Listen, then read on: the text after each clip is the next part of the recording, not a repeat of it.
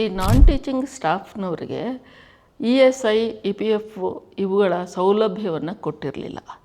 ಅದು ಏನೇನೋ ಕಾರಣಾಂತರಗಳಿಂದ. ಸೊ ಅದಕ್ಕೆ ತುಂಬ ಯೋಚನೆ ಮಾಡಿ ವ್ಯವಸ್ಥಿತವಾಗಿ ಪ್ರತಿಯೊಬ್ಬರಿಗೂ ಒಂದು ಭದ್ರತೆ ಸಿಕ್ಕುವ ಹಾಗೆ, ಆರೋಗ್ಯದ ಸೇವೆ ಸಿಕ್ಕುವ ಹಾಗೆ EPF ESI ಇವುಗಳನ್ನು ಒದಗಿಸಿದ್ವಿ. ಆ ನಂತರ ಅವರಿಗೆ ಗೊತ್ತಾಯಿತು, ಅಯ್ಯೋ ಇವೆಲ್ಲವುಗಳಿಗೆ ನಾವು ಕೇಳೇ ಇಲ್ಲಲ್ಲ ಅಂತ. ಸೊ ಆ ಥರದ್ದು ಅಥವಾ ಸೆಕ್ಯೂರಿಟಿ ಹೋದ ತಕ್ಷಣ ಮಾಡಿದ ಕೆಲಸ. ಸೆಕ್ಯೂರಿಟಿಯವರಿಗೆ ಅದು ಯಾರೋ ಒಂದು ಮಧ್ಯವರ್ತಿಗಳು ಇರ್ತಾರೆ, ಅವರು ಇವರ ಸಂಬಳದ ಅರ್ಧ ಭಾಗವನ್ನು ತಾವು ನುಂಗ್ತಾ ಇರ್ತಾರೆ, ಏಜೆನ್ಸಿ. ಹಾಗಾಗಿ ಅದನ್ನು ಏಜೆನ್ಸಿಗಳಿಗೆ ಕಟ್ಟುನಿಟ್ಟಾಗಿ ಹೇಳಿ ಅವರಿಗೆ ಪಾಲಿಗೆ ಕೊಡಬೇಕಾದ ಸಂಬಳ ಕೊಡಬೇಕು ಅಂತ. ಅದರಿಂದಾಗಿ ಇದ್ದಕ್ಕಿದ್ದ ಹಾಗೆ ಅವರಿಗೆ 1.5 ಪಟ್ಟು ಅವರ ಸಂಬಳ ಜಾಸ್ತಿ ಆಯಿತು. ಇವತ್ತಿಗೂ ಅಲ್ಲಿ ಹೋದರೆ ಅವರೆಲ್ಲ ನೆನಪಿಸಿಕೊಳ್ಳೋದು ಇಂಥವುಗಳನ್ನು. ಮತ್ತು ಬೆಂಗಳೂರಲ್ಲಿ ಒಂದು 4 ಎಕರೆ ಜಾಗ ನಮಗೆ ಸ್ಯಾಂಕ್ಷನ್ ಆಯಿತು ನನ್ನ ಅವಧಿಯಲ್ಲಿ. ಅದು ತುಂಬ ಹೂ ಎತ್ತಿದಷ್ಟು ಹಗುರವಾಗಿ ಸಹಜವಾಗಿ ಬಂದುಬಿಟ್ಟದು. ತುಂಬ ಆಶ್ಚರ್ಯ. ಈಗ ಅದಕ್ಕೆ ಬೇಲಿ ಹಾಕ್ತಾ ಇದ್ದಾರೆ. ಅಂದರೆ ವಿಜಯಪುರದ ಶಾಖೆ ಬೆಂಗಳೂರಲ್ಲಿ ಮಾಡಬೇಕು ಅಂತ ನಾವೊಂದು ಪ್ರಪೋಸಲ್ ಕೊಟ್ಟಿದ್ವಿ. ಅಂದರೆ KS IAS ಓದುವ ಹಂಬಲ ಇರುವಂಥ ಹೆಣ್ಮಕ್ಳಿಗೆ ಅಲ್ಲಿ ಒಂದು ಟ್ರೈನಿಂಗ್ ಸೆಂಟರ್ ಮಾಡ್ತೀವಿ ಅಂತ ಪ್ರಪೋಸಲ್ ಕೊಟ್ಟಿದ್ವಿ. ಅದಕ್ಕೆ ಸಿದ್ದರಾಮಯ್ಯ ಅವರು ಹಿಂದಿನ ಅವಧಿಯಲ್ಲಿ ಇದ್ದಾಗ 4 ಎಕರೆ ನಮಗೆ ಒದಗಿಸಿಕೊಟ್ರು. ಅದು ಏರೋಡ್ರೋಮಿಗೆ ಹತ್ತಿರದಲ್ಲಿದೆ ಅಂಥ ಒಂದು ಒಳ್ಳೆಯ ಜಾಗ ಸಿಕ್ಕಿತು. ಇನ್ನೊಂದು ಸಿಂಧನೂರಲ್ಲಿ ಒಂದು PG ಸೆಂಟ್ರ್ ಮಾಡಿದ್ವಿ. ಇವತ್ತದು ತುಂಬ ಚೆನ್ನಾಗಾಗಿದೆ. ಆ ಥರ ಸಕಾಲಿಕವಾಗಿ ಏನಾದರೂ ಕೈ ಜೋಡಿಸಿದ್ದ ಕಾರಣಕ್ಕಾಗಿ ನಮಗೆ ತೃಪ್ತಿಯಿಂದ ಹೊರಬರೋದಕ್ಕಾಗುತ್ತೆ. ಬಹುಶಃ ಇದನ್ನು ಕೊನೆಯಲ್ಲಿ ನಾನು ಹೇಳ್ತಾ ಇರೋದು, ಯಾಕಂದರೆ ಇದೊಂದು ರೂಟೀನ್. ಯಾವುದು ಅಂತ ಹೇಳಿದ್ರೆ, ನನ್ನ ಅವಧಿಯಲ್ಲಿ 33 ಟೀಚಿಂಗ್ ಸ್ಟಾಫು ಮತ್ತು 11 ಜನ ನಾನ್ ಟೀಚಿಂಗ್ ಸ್ಟಾಫ್ನ ರಿಕ್ರೂಟ್ಮೆಂಟ್ ಆಯಿತು.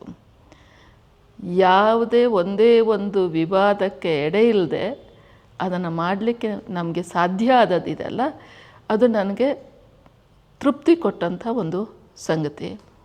ಆ ಯೂನಿವರ್ಸಿಟಿಯಲ್ಲಿ ಪರ್ಮನೆಂಟ್ ನಾನ್ ಟೀಚಿಂಗ್ ಸ್ಟಾಫ್ ಇರಲೇ ಇಲ್ಲ. 11 ಜನರ ನೇಮಕಾತಿ ಏನು ಮಾಡಿದ್ವೋ ಅದು ಮೊದಲ ರಿಕ್ರೂಟ್ಮೆಂಟ್. ಸೊ ಹೀಗೆ ಆ ಯೂನಿವರ್ಸಿಟಿಯ ಮೊದಲಿನ ಪ್ರಥಮ VC ತುಂಬ ಕೆಲಸ ಮಾಡಿದರು. ಆ ನಂತರದವರು ಬೇರೆ ಬೇರೆ ರೀತಿಯಲ್ಲಿ ಅದನ್ನು ವಿಸ್ತಾರ ಮಾಡಿದರು. ಇಲ್ಲಿಗೆ ಈ 44 ಜನರನ್ನು ಸೇರ್ಪಡೆ ಮಾಡಲಿಕ್ಕೆ ಅವಕಾಶ ಆಯ್ತಲ್ಲ, ಅದು ನನಗೆ ತೃಪ್ತಿ ಕೊಟ್ಟಂಥ ಒಂದು ಸಂಗತಿ. ಎಲ್ಲ ಕೆಲಸಗಳನ್ನು ನೀವು ಮಾಡುವಾಗ ನನಗೆ ವೈಯಕ್ತಿಕವಾಗಿ ಅನಿಸಿದ್ದೇನು ಅಂದರೆ, ವಜ್ರಾದಪಿ ಕಠೋರಾಣಿ ಮೃದುನಿ ಕುಸುಮಾದಪಿ ಅಂತಾರಲ್ಲ, ಆ ಥರ ನಿಮ್ಮ ಮನಸ್ಸು ನೀವು ಹೇಳ್ತಾರೆ ಅಂದರೆ ಸ್ಟ್ರಿಕ್ಟಾಗಿದ್ದಾರೆ, ತುಂಬ ಗತ್ತು ಗಾಂಭೀರ್ಯ. ಸಬಿಹಾ ಭೂಮಿಗೌಡ ಮ್ಯಾಮ್ ಅಂದರೆ ಅವರ ಹೆಸರಲ್ಲೇ ಒಂದು ಗತ್ತು ಗಾಂಭೀರ್ಯ ನಮ್ಗೆ ನೆನಪು ಬಂದುಬಿಡುತ್ತೆ. ಅವರು ಅಷ್ಟು ಸ್ಟ್ರಿಕ್ಟಾಗಿ ಎಲ್ಲವನ್ನು ಸಮರ್ಪಕವಾಗಿ ಮಾಡಿದ್ದಾರೆ ಕೆಲಸಗಳನ್ನ ಅಂತಾರೆ. ಆದರೆ ಒಳಗಡೆ ನಿಮ್ಮ ಮಾತೃ ಹೃದಯನೇ ನನಗೆ ಕಾಣಿಸ್ತಾ ಇದೆ. ಏನು ನಾನು ಬೇರೆಯವ್ರಿಗೆ ಏನು ಒಳ್ಳೇದು ಮಾಡಬಲ್ಲೆ, ಯಾರಿಗೋ ಒಬ್ರಿಗೆ ಸಂಬಳ ಜಾಸ್ತಿ ಮಾಡ್ತಿದ್ದೀನಿ. ತುಂಬ ಸಂತೋಷ ಆಗುತ್ತೆ ಮೇಡಮ್, ನಿಮ್ಮ ಕಾರ್ಯಗಳನ್ನು ಕೇಳುವಾಗ ತುಂಬ ಸಂತೋಷ ಆಗುತ್ತೆ. ಅಭಿನಂದನೆಗಳು ಮೇಡಮ್. Thank you. ಇಲ್ಲ, ಮಾತು ಕಮ್ಮಿ, ಆ ಕಾರಣಕ್ಕಾಗಿ ಅನೇಕರು ಹಾಗೆ ಅಂದುಕೊಳ್ತಾರೆ. ಹತ್ತಿರ ಬಂದ ಮೇಲೆ, ಪರಿಚಯ ಜಾಸ್ತಿ ಆದಮೇಲೆ ನಾವು ಹಿಂಗೆ ಅಂದ್ಕೊಂಡಿದ್ವಿ, ಆದರೆ ನೀವು ಹಂಗಲ್ಲ ಅಂತ ಅನೇಕರು ಹೇಳಿದ್ದಿದೆ ಮೇಡಮ್. ಮತ್ತು ಕರ್ನಾಟಕ ಮಹಿಳಾ ದೌರ್ಜನ್ಯ ವಿರೋಧಿ ಒಕ್ಕೂಟ, ಅದರಲ್ಲಿ ನೀವು ತೊಡಗಿಕೊಂಡಿದ್ದೀರ ಸಕ್ರಿಯವಾಗಿ. ಅದರ ಬಗ್ಗೆ ನಮ್ಮ ಜನರಲ್ಲಿ ಸ್ವಲ್ಪ ಅರಿವು ಇನ್ನೂ ಮೂಡಬೇಕು ಅಂತ ಅಂದ್ಕೊಳ್ತೀನಿ ನಾನು. ಯಾಕೆಂದರೆ ತುಂಬ ನೀವು ಮಾಡ್ತಾ ಇರೋ ಕೆಲಸ, ಒಬ್ಬ ಕುಲಪತಿಯಾಗಿ ಏನು ಮಾಡ್ತಾ ಇದ್ದೀರಾ ಅದೇ ರೀತಿಯ ಒಂದು ಶ್ರೇಷ್ಠವಾದ ಕೆಲಸ ಅಂತ ನನ್ನ ಭಾವನೆ. ಇದರ ಬಗ್ಗೆ ಹೇಳಿ ಮೇಡಮ್. ನಾವು ಮೊದಲು ಆರಂಭ ಮಾಡಿದ್ದು ಮಹಿಳಾ ದೌರ್ಜನ್ಯ ವಿರೋಧಿ ವೇದಿಕೆ ಅಂತ. 2012ರಲ್ಲಿ ನಿರ್ಭಯ ಪ್ರಕರಣ ಆದ ಸಂದರ್ಭದಲ್ಲಿ ನಮಗೆ ಮಂಗಳೂರಿನಲ್ಲಿರುವ ಸಮಾನಾಸಕ್ತ ಎಲ್ಲ ಗೆಳತಿಯರಿಗೆ ಒಂದು ಥರದ ಕಸಿವಿಸಿ ಅಸಹಾಯಕತೆ ನಮ್ಮನ್ನು ತೀವ್ರವಾಗಿ ಕಾಡ್ತು. ನಾವು ಪ್ರತಿ ಬಾರಿ ಮಹಿಳೆಯರ ಮೇಲೆ ದೌರ್ಜನ್ಯ ಆದಾಗ ಬಾವುಟ ಹಿಡಿತೀವಿ, ಪ್ರೊಟೆಸ್ಟ್ ಮಾಡ್ತೀವಿ, ಏನೆಲ್ಲ ಮಾಡ್ತೀವಿ. ಆದರೆ ಏನಂದ್ರೂ ಇಷ್ಟು ಬರ್ಬರವಾದಂಥವುಗಳು ನಡೀತಾ ಇದ್ದಾವಲ್ಲ ಅಂತ, ಏನು ಮಾಡೋಣ ಅನ್ನುವ ಇದು ಮಾಡಿದಾಗ ನಮಗೆ ಒಂದು ಅದೇ ಆಸುಪಾಸಲ್ಲಿ ಒಂದು ಹೋಮ್ ಸ್ಟೇ ದಾಳಿಯಾಗಿತ್ತು. ಅದನ್ನು ಇಟ್ಟುಕೊಂಡು ನಾವು ಸತ್ಯಶೋಧನಾ ಸಮಿತಿ ಅಂತ ಮಾಡಿಕೊಂಡು ಅಲ್ಲಿ ಹೋಗಿ ಏನು ನಡೆದಿದೆ, ವಾಸ್ತವಿಕವಾಗಿ ನಡೆದದ್ದೇನು ಮತ್ತು ಮಾಧ್ಯಮಗಳು ಏನು ಹೇಳ್ತಾ ಇದ್ದಾವೆ ಅಂಥೇಳಿ ನೋಡಿದ್ವಿ. ಆ ನಂತರ ನಿರ್ಭಯ ಪ್ರಕರಣ ಆಯಿತು. ನಿರ್ಭಯ ಪ್ರಕರಣ ಇದನ್ನು ಒಟ್ಟಿಗೆ ಸೇರಿಸಿಕೊಂಡು ನಾವು ಇಲ್ಲ, ಇದಕ್ಕೊಂದು ಗಟ್ಟಿಯಾದ ಧ್ವನಿಯನ್ನು ನಾವು ವ್ಯವಸ್ಥೆಗೆ ಕೊಡಬೇಕು ಅಂತ ಅನಿಸಿದಾಗ ನಾವು ಈ ಮಹಿಳಾ ದೌರ್ಜನ್ಯ ವಿರೋಧಿ ವೇದಿಕೆ ಅಂತ ಮೊದಲು ಆರಂಭ ಮಾಡಿಕೊಂಡ್ವಿ. ಅಲ್ಲಿ ಮರ್ಲಿನ್ ಮಾರ್ಟಿಸು, ವಾಣಿ ಪೆರಿಯೋಡಿ, ಆನಂತರ ವಿದ್ಯಾ ದಿನಕರು, ಆನಂತರ ನಾನು ಇದು ಮೊದಲು ಒಂದು ಸೇರಿಕೊಂಡು ಗುಲಾಬಿ ಬಿಳಿಮಲೆ ಸೇರಿಕೊಂಡು ಯೋಚನೆ ಮಾಡ್ತಾಯಿದ್ವಿ. ಅದರ ನಂತರ ಕಾರ್ಯಚಟುವಟಿಕೆಗಳನ್ನು ತುಂಬ ವಿಸ್ತಾರ ಮಾಡ್ತಾ ಹೋಗಬೇಕು ಅಂದಾಗ ನಮಗೆ ಬೆಂಗಳೂರಿಂದ ಸರಸ್ವತಿ, ಎಚ್.ಎಸ್. ಅನುಪಮ, ಆನಂತರ ಇಲ್ಲಿ ಮೈಸೂರಿಂದ ರತಿರಾವು ಇವರೆಲ್ಲ ನಮಗೆ ಪೂರಕವಾಗಿ ಕೈ ಜೋಡಿಸಿದರು. ಆವಾಗ ಯೋಚನೆ ಮಾಡಿದ್ದು ನಾವು ಅಂತಾರಾಷ್ಟ್ರೀಯ ಮಹಿಳಾ ದಿನದ ದಿವಸ ಒಂದು ಬೃಹತ್ ಹಕ್ಕೊತ್ತಾಯ ಜಾಥಾದ ಹಾಗೆ ಮಾಡಬೇಕು ಅಂತ. ಸೊ ಆಗ 2013ರ ಮಾರ್ಚಿಗೆ ನಾವು ಈ ಕೆಲಸವನ್ನು ಮಾಡಿದ್ವಿ. ಒಂದು ವಿಚಾರ ಸಂಕಿರಣ, ಒಂದು ವಿಮೆನ್ ಇನ್ ಬ್ಲ್ಯಾಕ್ ಮತ್ತು ಒಂದು ಬೃಹತ್ ಸಮಾವೇಶ ಅಂತ. ಸೊ ಇದನ್ನು ಯೋಚನೆ ಮಾಡಿದಾಗ ಕರ್ನಾಟಕದ ಸುಮಾರು 60-70 ಸಂಘಟನೆಗಳು ನಮ್ಮ ಜೊತೆ ಕೈ ಜೋಡಿಸಿ ಅದನ್ನು ಸಾಧ್ಯವಾಗಿಸಿದ್ವು. ಎಷ್ಟು ಏನು ಪರಿಣಾಮಕಾರಿಯಾಗಿತ್ತು ಅಂದರೆ ನಮಗೇ ಒಂದು ಬಗೆಯಲ್ಲಿ ರೋಮಾಂಚನ ಉಂಟು ಮಾಡುವಂಥ ಒಂದು ಕಾರ್ಯಕ್ರಮ ಆಗಿತ್ತು ಅದು. ಅಂದರೆ ಇದು ಒಂದು ದಿವಸಕ್ಕೆ ಮುಗಿದು ಹೋಗುವಂಥದ್ದಲ್ಲ. ಆವಾಗ ನಾವು ಇನ್ನೂ ಸಾಕು ಅಂತ ಒಂದು ಶೀರ್ಷಿಕೆ ಇಟ್ಟು ಒಂದು ಸ್ಮರಣ ಸಂಚಿಕೆಯನ್ನು ತಂದ್ವಿ. ನಮ್ಮ ಇಡೀ ಉದ್ದೇಶ ಎಲ್ಲೇ ಮಹಿಳೆಯರ ಮೇಲೆ ದೌರ್ಜನ್ಯ ನಡೀತಾ ಇದ್ದರು, ಆ ದೌರ್ಜನ್ಯದ ಕಾರಣಗಳೇನು, ಅದನ್ನು ತಡೆಯುವ ಬಗೆಗಳು ಯಾವುದು, ಇದರ ಬಗ್ಗೆ ನಾವು ಗಂಭೀರವಾಗಿ ಯೋಚನೆ ಮಾಡಬೇಕು ಅಂತ. ಸೊ ಈ ದೃಷ್ಟಿಯಿಂದ ನಾವು ನಮ್ಮ ಪ್ರೊಟೆಸ್ಟನ್ನು ಮೌನವಾಗಿಯೂ ಹೇಳಬೇಕು, ಎಲ್ಲರ ಜೊತೆಗೂ ಸೇರಿಯೂ ಗಟ್ಟಿ ದನಿಯಲ್ಲೂ ಹೇಳಬೇಕು ಮತ್ತು ಹೊಸ ತಲೆಮಾರಿಗೆ ಈ ವಿಚಾರಗಳನ್ನು ದಾಟಿಸಬೇಕು. ಈ ಕಾರಣಕ್ಕಾಗಿ ಈ 3 ಯೋಜನೆಗಳನ್ನು ಹಾಕ್ಕೊಂಡ್ವಿ. ಆ 2013ರಲ್ಲಿ ವೇದಿಕೆ ಇದ್ದದ್ದು ಒಕ್ಕೂಟ ಆಯಿತು. ಇದನ್ನು ಇಲ್ಲಿಗೆ ಒಂದು ಕಾರ್ಯಕ್ರಮಕ್ಕೆ ಬಿಟ್ಟಬಾರ್ದು ಅಂತ. ಸೊ ಅಲ್ಲಿಂದ ಕರ್ನಾಟಕ ರಾಜ್ಯ ಮಹಿಳಾ ದೌರ್ಜನ್ಯ ವಿರೋಧಿ ಒಕ್ಕೂಟ ಅನ್ನೋದು ರಚನೆಯಾಗಿ ಈಗಾಗಲೇ 13 ಜಿಲ್ಲೆಗಳಲ್ಲಿ ಅದರ ಕಾರ್ಯಚಟುವಟಿಕೆಗಳು ನಡೆದು ಈ ಬಾರಿ ಹಾಸನದಲ್ಲಿ ಅದು ನಡೀತಾ ಇದೆ. ಒಕ್ಕೂಟದ ಮೊದಲ ಆಶಯ ಅನ್ನುವಂಥದ್ದು ಯಾರ್ಯಾರು ಮಹಿಳಾ ಪರವಾಗಿ ಕೆಲಸ ಮಾಡ್ತಾ ಇದ್ದಾರೋ ಅವರೆಲ್ಲ ಒಂದು ಕಡೆಗೆ ಸೇರಬೇಕು. ನಾವೆಲ್ಲ ಮಾಡುವ ಕೆಲಸ ಒಂದು ಪರಸ್ಪರ ಕೈ ಹಿಡಿದು ನಾವು ಜೊತೆಗೂಡಿ ನಡೆದ್ರೆ ಅದಕ್ಕೊಂದು ಗಟ್ಟಿ ಧ್ವನಿ ಬರುತ್ತೆ ಅನ್ನುವಂಥದ್ದು ಒಂದು ಉದ್ದೇಶ ಆಗಿತ್ತು. ಅದನ್ನು ಮಾಡಲಿಕ್ಕೆ ನಾವು ಬೇರೆ ಬೇರೆ ದಾರಿಗಳನ್ನು, ಬೇರೆ ಬೇರೆ ವಿಚಾರಗಳನ್ನು ಒಳಗೊಳಿಸ್ಕೊಳ್ತಾ ಬಂದ್ವಿ. ಮೊದಲು ಮಂಗಳೂರಲ್ಲಿ ಆಯಿತು, ಮೈಸೂರು, ಬೆಂಗಳೂರು, ಅಲ್ಲಿಂದ ವಿಜಯಪುರ, ಕೊಪ್ಪಳ, ಆನಂತರ ಶಿವಮೊಗ್ಗ, ಧಾರವಾಡ, ಮಂಡ್ಯ, ಆನಂತರ ಮಂಡ್ಯದಿಂದ ಕೋಲಾರ, ಕಲಬುರ್ಗಿ, ಅಲ್ಲಿಂದ ತುಮಕೂರು, ಉಡುಪಿಯಿಂದ ತುಮಕೂರು ಮತ್ತು ವಿಜಯನಗರ, ಕೊನೆಗೆ ಈಗ ಹಾಸನ. ಅಂದರೆ ಪ್ರತಿ ವರ್ಷ ಒಂದೊಂದು ಜಿಲ್ಲೆಯಲ್ಲಿ ಕಾರ್ಯಕ್ರಮವನ್ನು ಮಾಡುವಂಥದ್ದು ಅಂತ ನಾವು ಅಂದ್ಕೊಂಡದ್ದು. ಇದರಲ್ಲಿ ಇವತ್ತು ಈ 13-14 ವರ್ಷಗಳ ಅವಧಿಯಲ್ಲಿ ಸಾಕಷ್ಟು ಸುಧಾರಣೆಗಳಾಗಿದ್ದಾವೆ ಅಂತ. ಒಂದು ಜಿಲ್ಲೆಯನ್ನು ಆಯ್ಕೆ ಮಾಡಿಕೊಂಡಾಗ ನಾವು ಕನಿಷ್ಠ ಒಂದು 6-7 ತಿಂಗಳುಗಳ ಕಾಲ ಆ ಜಿಲ್ಲೆಯಲ್ಲಿ ನಾವು ಸಮಾನ ಮನಸ್ಕ ಗುಂಪುಗಳ ಜೊತೆಗೆ ಕೆಲಸ ಮಾಡ್ತೀವಿ. ಅಲ್ಲಿ ಒಂದು ಅರಿವಿನ ಪಯಣ ಅಂಥೇಳಿ ಮಾಡ್ತೀವಿ. ಅದು ಜೆಂಡರ್ ಸೆನ್ಸಿಟೈಸೇಷನ್ ಪ್ರೋಗ್ರಾಮು. ಜನರಲ್ಲಿ ಎಲ್ಲ ಗುಂಪುಗಳಲ್ಲಿ ನಾವು ಲಿಂಗತ್ವ ಸೂಕ್ಷ್ಮತೆಯನ್ನು ಹೇಗೆ ಬೆಳೆಸೋದು ಮತ್ತು ಮಹಿಳಾ ಹಕ್ಕುಗಳ ಬಗ್ಗೆ ಹೇಗೆ ಅವೇರ್ನೆಸ್ ಕೊಡೋದು, ಲೀಗಲ್ ಇದನ್ನು ಹೇಗೆ ಮಾಡೋದು, ಈ ಥರದ್ದನ್ನು ನಾವು ಶಾಲೆ, ಕಾಲೇಜು, ಮಹಿಳಾ ಗುಂಪು, ಸಾರ್ವಜನಿಕ ಗುಂಪಿನಲ್ಲಿ ಇದನ್ನು ಕಾರ್ಯಕ್ರಮವನ್ನು ಮಾಡ್ತೀವಿ. ಇದು ಒಂದು ನಮ್ಮ ಕೆಲಸದ ಸ್ವರೂಪ. ಎರಡನೆಯ ಕೆಲಸ ಅಂಥೇಳಿದರೆ ನಮ್ಮನ್ನು ನಾವೇ ಹೆಚ್ಚು ವಿಸ್ತಾರಗೊಳಿಸ್ಕೊಳ್ಬೇಕು ಅಂದರೆ ನಾವು ಅಧ್ಯಯನಕ್ಕೆ ಒಳಗಾಗಬೇಕು. ಸೊ ಅಧ್ಯಯನ ಶಿಬಿರ ಅಂಥೇಳಿ ಪ್ರತಿ ವರ್ಷ ಮಾಡ್ತೀವಿ. ಅದನ್ನು ಎಲ್ಲ ಭಾಗದವರು ಒಟ್ಟು ಸೇರಿ ಅಧ್ಯಯನ ಶಿಬಿರ ಮಾಡ್ತೀವಿ.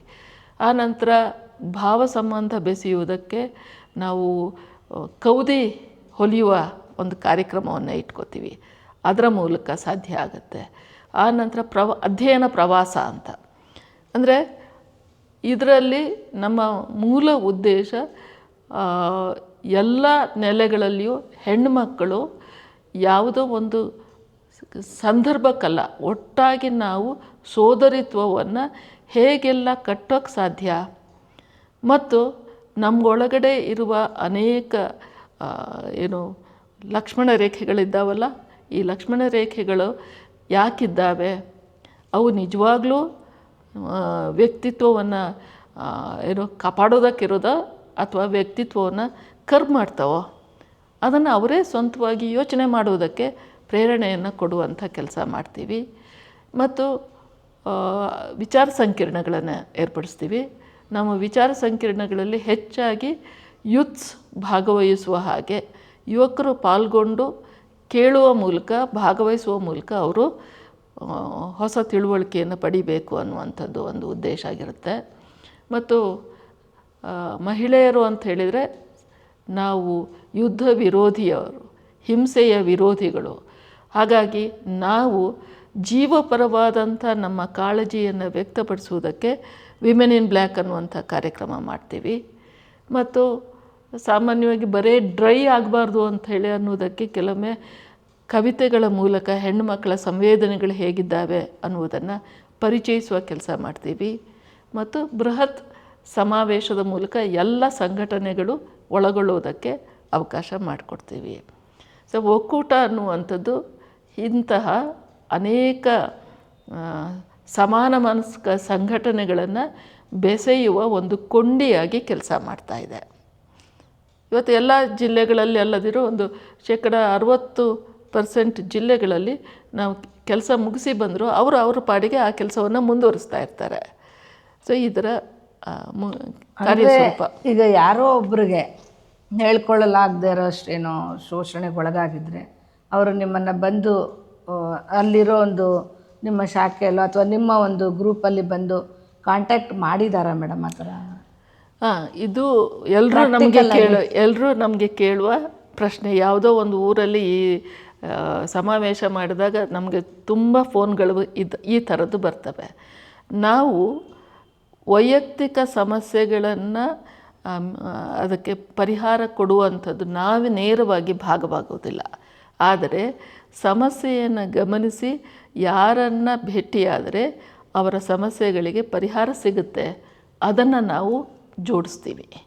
ಉದಾಹರಣೆಗೆ ಯಾವುದೋ ಒಂದು ಊರಿಂದ ಫೋನ್ ಬಂತು ಅಂದರೆ ನಮ್ಮ ಬಳಗದಲ್ಲಿಯೇ ಲಾಯರ್ಸ್ ಎಲ್ಲಿದ್ದಾರೆ, ಅವರಿಗೆ ವೈದ್ಯರು ಬೇಕಾ, ಅವರಿಗೆ ಆ್ಯಕ್ಟಿವಿಸ್ಟ್ ಯಾರಾದರೂ ಬೇಕಾ, ಅಥವಾ ಏನೋ ಒಂದು ಕಾನೂನು ಅರಿವು ಬೇಕಾ, ಅಂಥವುಗಳನ್ನು ನೋಡಿ ನೀವಿರುವ ಭಾಗದಲ್ಲಿಯೇ ಇಂಥ ಗುಂಪಿದೆ, ಇಲ್ಲಿಗೆ ಹೋಗಿ ಅಂತ. ಅದರ ಮೂಲಕ ಅವರೆಲ್ಲೋ ಸಹಾಯವನ್ನು ಏನು ಮಾಡೋದು ಅನ್ನುವ ಅಸಹಾಯಕತೆ ಆಗಬಾರ್ದು, ಅದನ್ನು ಜೋಡಿಸ್ತೀವಿ. ಅದು ಮಾತ್ರ ಒಕ್ಕೂಟದ ಕೆಲಸ. ಮತ್ತು ಪ್ರತಿಯೊಂದು ನಮ್ಮ ಸಹ ಸಂಘಟನೆಗಳು ಮಹಿಳೆಯರ ಪರವಾಗಿ, ಮಕ್ಕಳ ಪರವಾಗಿ, ವೃದ್ಧರ ಪರವಾಗಿ ಅಥವಾ ಶೋಷಿತರ ಪರವಾಗಿ ಕೆಲಸ ಮಾಡೋರು ಇದ್ದೇ ಇರ್ತಾರೆ. ಸೊ ನಾವೊಂದು ನೆಟ್ವರ್ಕನ್ನು ಇಲ್ಲಿ ಬಿಲ್ಡ್ ಮಾಡ್ತೀವಿ.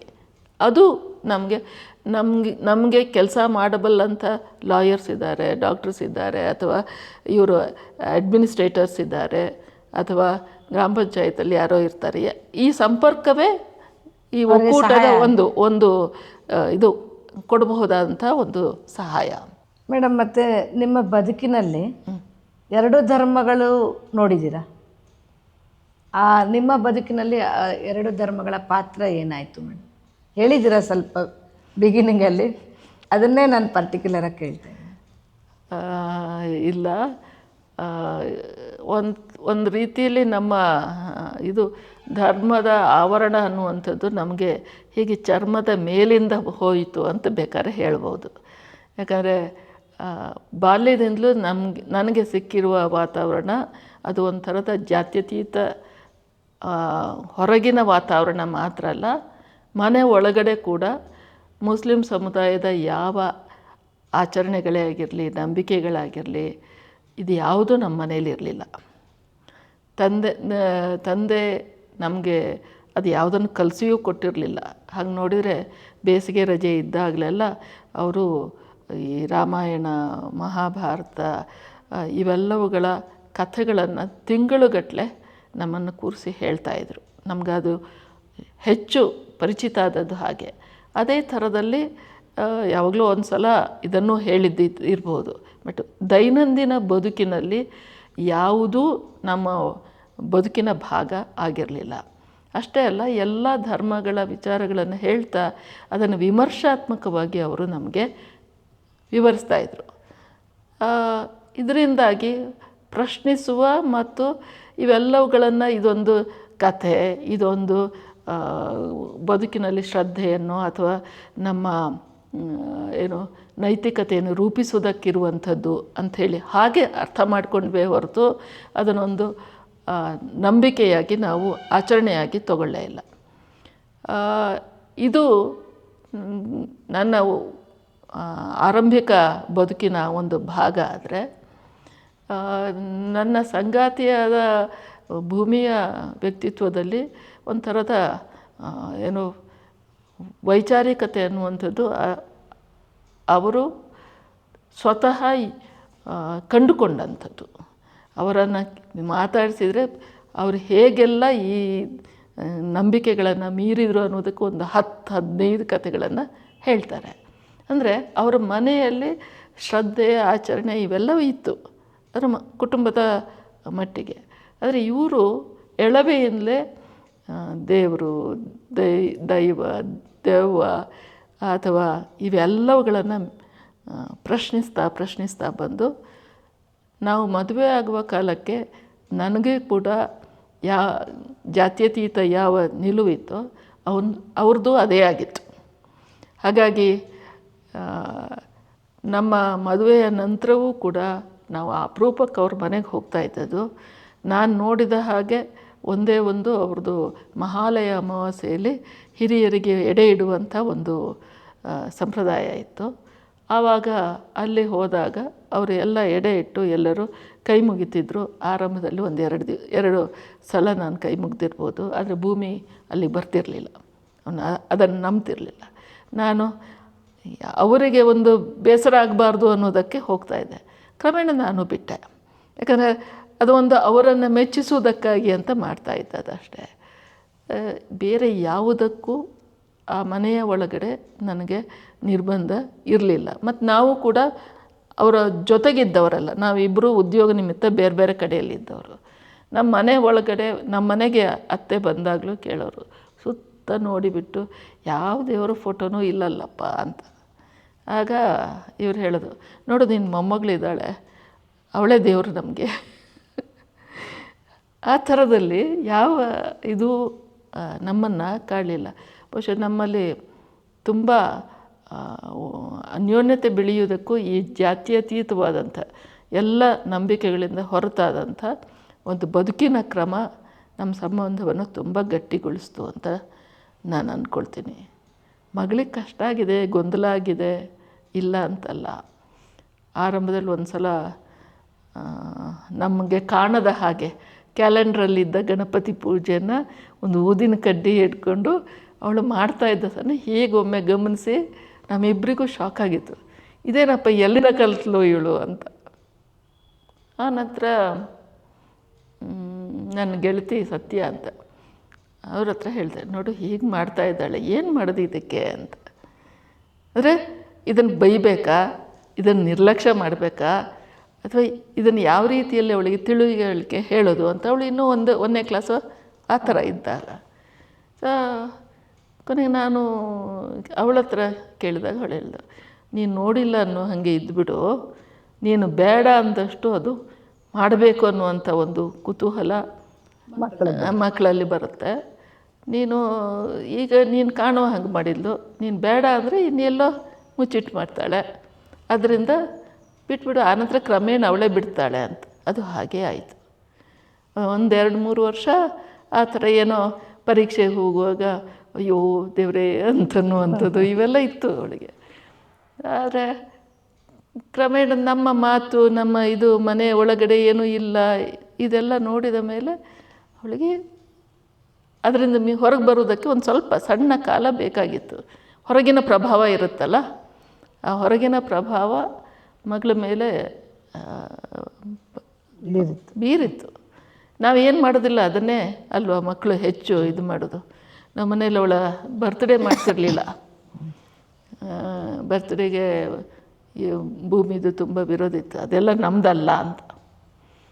ಕೊನೆಗೆ ಒಂದು ಸಲ ಅವಳು ಆಟ ಆಡುವಾಗ ಒಂದು ಚಿಕ್ಕ ಚಿಕ್ಕ ಇದು ಇರುತ್ತಲ್ಲ ವಸ್ತುಗಳು, ಅದಕ್ಕೆಲ್ಲ ಹಸಿ ಮಣ್ಣನ್ನು ಹಾಕಿ ಅದಿದಾದಮೇಲೆ ಡಬ್ ಅಂತ ಹಾಕಿದ್ಮೇಲೆ ಅದು ಕೀಕ್ ಅಂಥೇಳಿ ಅದನ್ನು ಕಟ್ ಮಾಡೋದನ್ನೆಲ್ಲ ನೋಡಿದ ಮೇಲೆ ನಾವು ನಮ್ಮ ಹಠ ಬಿಟ್ವಿ.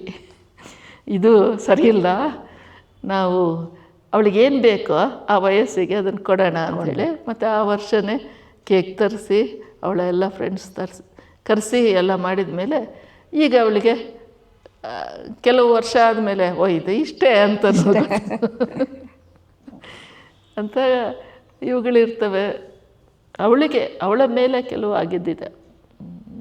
ಅಕ್ಕಪಕ್ಕದ ಯಾರೋ ಒಬ್ಬರು ಹೇಳಿದ್ದಿತ್ತು, ನೀನು ಯಾವ ಜಾತಿ ಅಂತ. ಅವಳು ನಾವು ಹೇಳ್ಕೊಟ್ಟಂಗೆ ಮಾನವ ಜಾತಿ ಅಂತ ಹೇಳಿದ್ಲು. ಇಲ್ಲ ನೀನಿದು ಅಂತ ಹೇಳಿದಾಗ ಮತ್ತೆ ವಾಪಸ್ ಬಂದು ನಮ್ಮನ್ನು ಕೇಳಿದ್ದು ಅಂತ ಕೆಲವು ಇರ್ತಾವಲ್ಲ, ಅವು ಎಲ್ಲವೂ ಪಾಸಿಂಗ್ ಇವು ಅಂತ ಅನ್ಬೇಕಷ್ಟೆ. ಅವೆಲ್ಲವೂ ಬದುಕಿನ ಒಂದು ಭಾಗ ಅಷ್ಟೇ. ಹಾಗಾಗಿ ಧಾರ್ಮಿಕ ಒಂದು ವಾತಾವರಣಕ್ಕೆ ಒಳಗಡೆ ನಾನು ಹೋಗೋದಾಗಿದ್ದರೂ ನನಗೆ ಕಷ್ಟ ಆಗೋದು, ಅವರು ಈಚೆ ಅದನ್ನು ಎದುರಿಸ್ಬೇಕಾಗಿದ್ರು ಅವರಿಗೂ ಕಷ್ಟ ಆಗೋದು. ಅದು ಇಲ್ಲದೆ ಒಂದು ಮುಕ್ತವಾದಂಥ ಒಂದು ವಾತಾವರಣ ಅಷ್ಟೆ. ಮೇಡಮ್, ಕೊನೆಯದಾಗಿ ನಮ್ಮ ವೀಕ್ಷಕರಿಗೆ ನೀವು ನಿಮ್ಮ ಮೆಸೇಜ್ ಹೇಳಿ ಮೇಡಮ್. ತುಂಬ ಕಷ್ಟದ ಪ್ರಶ್ನೆ. ಇವತ್ತಿನ ದಿನಮಾನಗಳಲ್ಲಿ ನಾವು ಮೊದಲು ನನಗೆ ಅನಿಸುವಂಥದ್ದು, ನಮ್ಮ ಕಾಲದಲ್ಲಿ ಇದ್ದಂಥ ಒಂದು ಮುಕ್ತವಾದಂಥ ಮತ್ತು ಒಂದು ಜಾತ್ಯತೀತವಾದಂಥ ವಾತಾವರಣ ಇವತ್ತಿಲ್ಲ. ಅದು ಆರ್ಥಿಕ ನೆಲೆಯಲ್ಲಿರ್ಬೋದು, ಔದ್ಯೋಗಿಕ ನೆಲೆಯಲ್ಲಿರ್ಬೋದು, ರಾಜಕೀಯ ನೆಲೆಯಲ್ಲಿರ್ಬೋದು, ಅತ್ಯಂತ ಸಂಕೀರ್ಣವಾದಂಥ ಒಂದು ವಾತಾವರಣದಲ್ಲಿ ನಾವಿದ್ದೀವಿ. ಬಹುಶಃ ನಾವು ಪ್ರತಿಯೊಬ್ಬರೂ ಕೂಡ ಇವತ್ತು ನಡೀತಾ ಇರುವಂಥ ಹಲವು ವಿದ್ಯಮಾನಗಳಿಗೆ ನಮ್ಮದೇ ಆದಂಥ ಕೆಲವು ನಮ್ಮದೇ ಆದಂಥ ಕೆಲವು ಉತ್ತರಗಳನ್ನು ಕಂಡುಕೊಳ್ಬೇಕಾಗಿದೆ ಅಂತ ಅನಿಸುತ್ತೆ.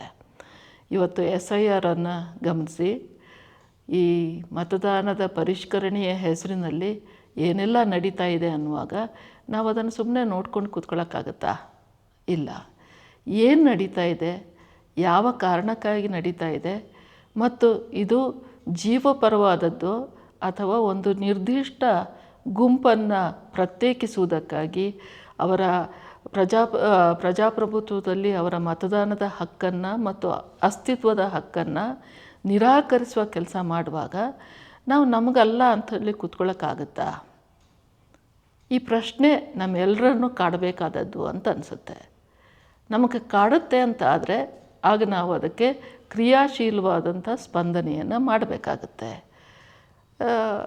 ಇದು ಒಂದಂತಲ್ಲ, ಈ ಉದ್ದಕ್ಕೂ ಎಷ್ಟು ಸಂಗತಿಗಳು ಇದ್ದಾವೆ ನಮ್ಮ ಮುಂದೆ, ನಮ್ಮ ಸುತ್ತಮುತ್ತ ಅಂತ ಹೇಳಿದರೆ, ಜನಾಂಗ ದ್ವೇಷ ಮಾಡುವ, ಕೋಮು ದ್ವೇಷವನ್ನು ಹುಟ್ಟುಹಾಕುವ, ಅಪಕಲ್ಪನೆಗಳನ್ನು ತುಂಬುವ, ಅಥವಾ ಬರೀ ಸುಳ್ಳುಗಳನ್ನೇ ಹೇಳುವ ಒಂದು ಮನಸ್ಥಿತಿಯ ಜನರು ಒಂದು ಗುಂಪು ನಿರ್ಮಾಣ ಆಗ್ತಾಯಿದೆ. ನಾನೇನು ಮಾಡಬಲ್ಲೆ ಅನ್ನುವ ಪ್ರಶ್ನೆಯ ಜೊತೆಗೆ ನಾವೆಲ್ಲರೂ ಸೇರಿ ಏನು ಮಾಡಬಲ್ಲೆವು ಅನ್ನುವುದನ್ನು ನಾವು ಕೇಳ್ಕೋಬೇಕಾಗಿದೆ ಅನಿಸುತ್ತೆ.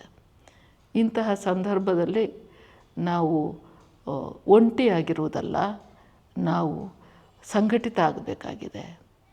ಸಮಾನವಾದಂಥ ಒಂದು ಆಶಯಗಳನ್ನು ಇಟ್ಟುಕೊಂಡು ಯಾವುದು ಜೀವಪರವಾದಂಥ ಕಾಳಜಿಗಳು ಅದಕ್ಕೆ ನಾವು ಕೆಲಸ ಮಾಡಬೇಕಾಗಿದೆ.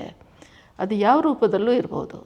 ನಮ್ಗೆ ಗೊತ್ತಿರುವ ಸಂಗತಿಗಳನ್ನು ಯಾವುದು ತಪ್ಪು ಅನಿಸುತ್ತೋ ಅದನ್ನು ಮಾತಾಡೋ ರೂಪದಲ್ಲಿರ್ಬೋದು, ಅಥವಾ ಯಾವುದೋ ಒಂದು ಗುಂಪಿಗೆ ಬೇರೆ ಬೇರೆ ಮಾಧ್ಯಮಗಳ ಮೂಲಕ ಅಪಾಯಗಳ ಒಂದು ಒಳಸುಳ್ಳಿಗಳು ಏನಿದ್ದಾವೆ ಅನ್ನುವುದನ್ನು ತಿಳಿಸುವುದಾಗಿರ್ಬೋದು, ಅಥವಾ ಬರಹದ ಮೂಲಕ ಆಗಿರ್ಬೋದು. ಅದು ಅಲ್ಲ ಅಂತ ಆದರೆ ತಿಳುವಳಿಕೆಯನ್ನು ಕೊಡುವ ಒಂದು ಗುಂಪುಗಳನ್ನು ನಿರ್ಮಾಣ ಮಾಡುವ ಮೂಲಕ, ಅಥವಾ ಒಂದು TOT ತರಬೇತುದಾರರಿಗೆ ತರಬೇತಿಯನ್ನು ನಿರ್ಮಾಣ ಮಾಡಿ ಅವರು ಜನರ ಜೊತೆಗೆ ಹೋಗಿ ಅದನ್ನು ಪಸರಿಸುವ ಹಾಗೆ ಈ ಕೆಲಸ ನಮ್ಮ ಸುತ್ತಮುತ್ತ ಒಂದು ಸಣ್ಣ ತಂಡ ಆದರೂ ಗಂಭೀರವಾಗಿ ಮಾಡ್ತಾಯಿದೆ. ಹಾಗೆ ಮಾಡ್ತಾ ಇರುವವರಿಗೆ ನಮ್ಮ ಕೈಯಲ್ಲಿ ಆಗುವ ಸಹಾಯವನ್ನು ನಾವು ಮಾಡುವುದು ಮತ್ತು ಆ ಇಡೀ ಒಂದು ಓಘದಲ್ಲಿ ನಾವು ಕೂಡ ಸೇರಿಕೊಳ್ಳುವುದು ಕೂಡ ಮುಖ್ಯ ಅಂತ ನಾನು ಭಾವಿಸ್ಕೊಂಡಿದ್ದೀನಿ. ಅದರ ಒಂದು ದಾರಿ ನಾವು ಒಕ್ಕೂಟದಲ್ಲಿ ನಾವು ಕೆಲಸ ಮಾಡೋದು ಒಂದು ಬೇರೆ ಬಗೆಯಾದರೆ, ಸಾಮಾಜಿಕ ಚಟುವಟಿಕೆಗಳಲ್ಲಿ ಭಾಗವಹಿಸುವ ಅನೇಕ ಗುಂಪುಗಳಿದ್ದಾವೆ.